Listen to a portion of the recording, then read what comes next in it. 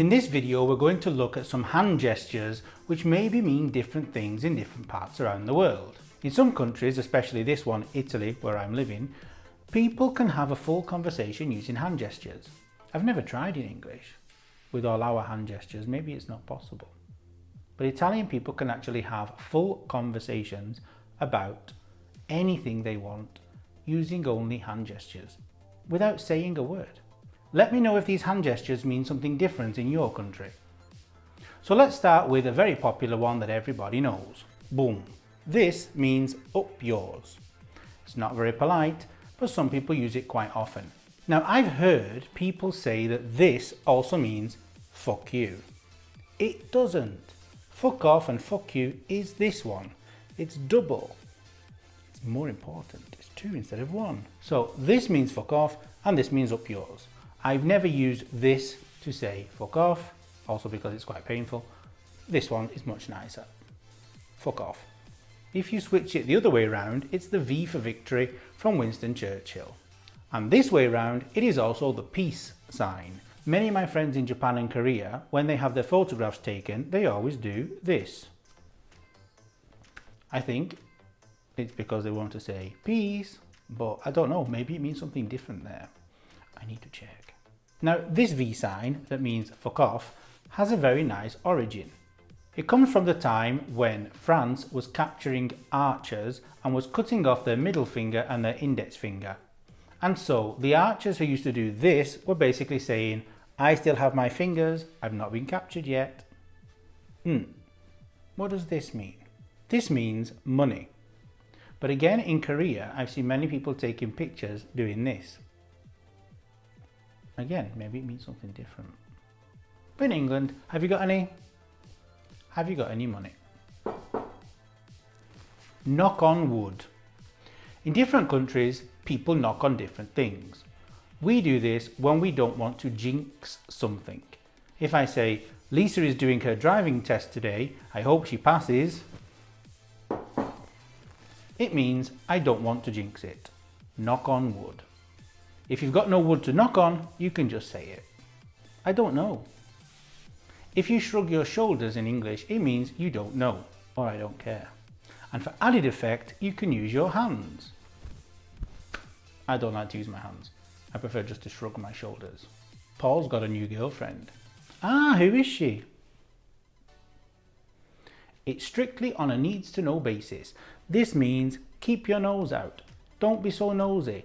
Mind your own business. I'm not telling you. Another vulgar hand gesture is this one. It's similar to the drink one, but closed and this way around, and you do this. Wanker. To wank means to masturbate. You normally make the shape of what your hand would look like around your penis. Don't be too generous. And don't be too horrible.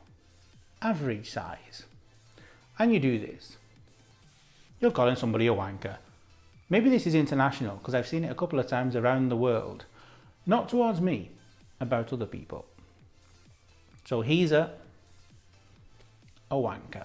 And remember, this one is for drink. Be careful. There's another one similar, but you can figure that one out yourself. I'm sure.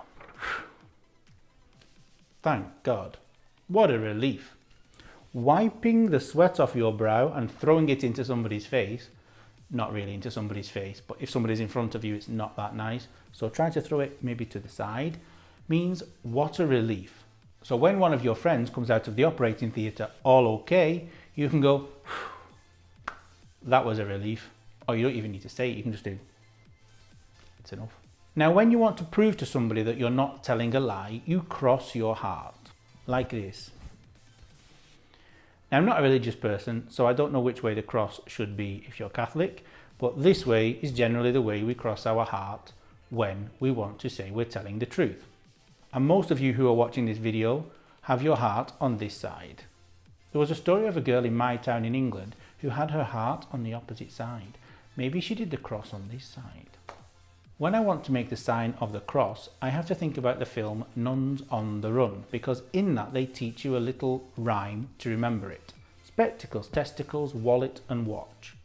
Problem is, normally My watch is on my left arm and my wallet is in my right pocket. So it doesn't work for everybody. Give me a ring. That's quite self-explanatory. Not that difficult to understand. He says his new wife is beautiful. We use quotation marks when we say something that we don't really believe. Somebody else has said it. So, he says his car was expensive. Doesn't look expensive, looks quite cheap.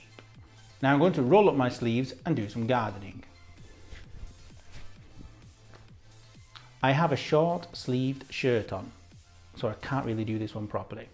If you have a long sleeve shirt, you roll your sleeves up to the elbow. You do this.